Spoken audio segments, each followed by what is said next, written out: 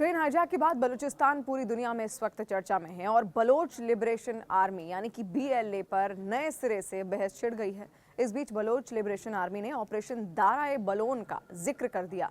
Bloch army का कहना है कि इस ऑपरेशन के तहत हमने 354 सैनिकों को मार गिराया है। इसे बलूचिस्तान के इतिहास का सबसे बड़ा ऑपरेशन बताया जा रहा है।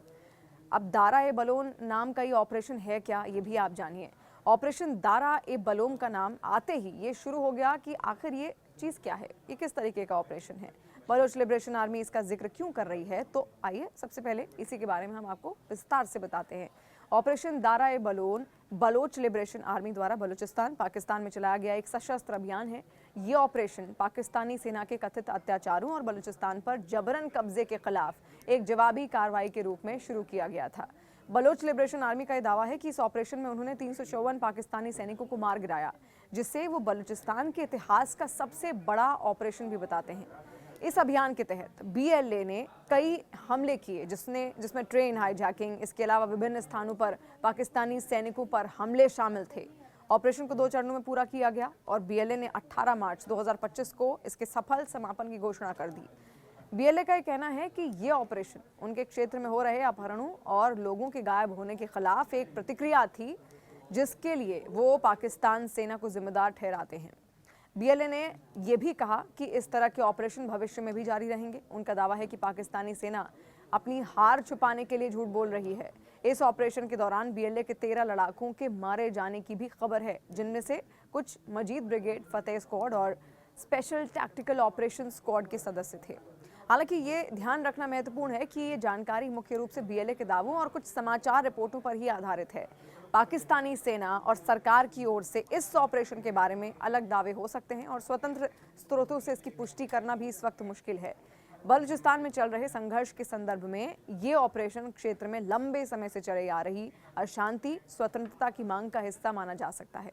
अब सवाल उठता है कि बलोच लिबरेशन आर्मी आखिर क्या है। बलोच लिबरेशन आर्मी एक सशस्त्र अलगाववादी संगठन है जिसका मुख्य मकसद बलूचिस्तान को पाकिस्तान से अलग करके एक स्वतंत्र बलोच राष्ट्र की स्थापना करना है। बलूचिस्तान, जो पाकिस्तान का सबसे बड़ा प्रांत है, प्राकृतिक संसाधनों से समृद्ध है, लेकिन ये क्षेत्र लंबे समय से आर्थिक और सामाजिक उपेक्षा का शिकार भी रहा है।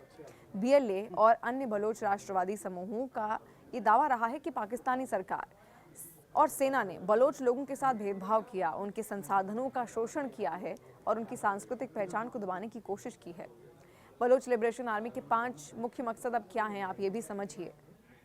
देखिए, स्वतंत्र बलोच की स्थापना करना सबसे पहला मकसद उनका है। बीएलए का एक प्राथमिक लक्ष्य है बलूचिस्तान को पाकिस्तान से अलग करना और एक स्वतंत्र बलोच राष्ट्र बनाना।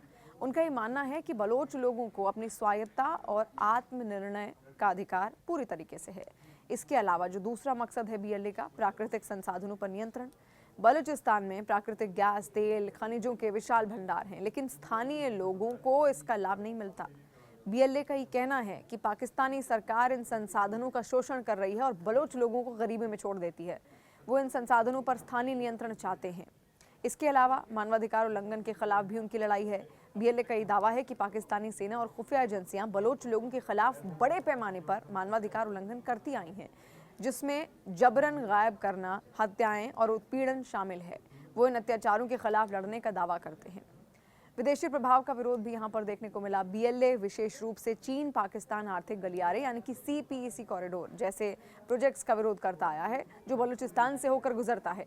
उनका ये कहना है कि ये परियोजनाएं बलोच लोगों को विस्थापित कर रही हैं और उनके संसाधनों का शोषण कर रही हैं, जबकि स्थानीय लोगों को कोई लाभ इसका नहीं मिल रहा। इसके अलावा बलोच संस्कृति और उसकी पहचान की रक्षा करना भी एक बड़ा मकसद बीएलए का है। बीएलए का यह मानना भी है कि पाकिस्तानी राज्य ने बलोच भाषा, संस्कृति और परंपराओं को दबाने की पूरी कोशिश की। वो अपनी सांस्कृतिक पहचान को संरक्षित करना चाहते हैं।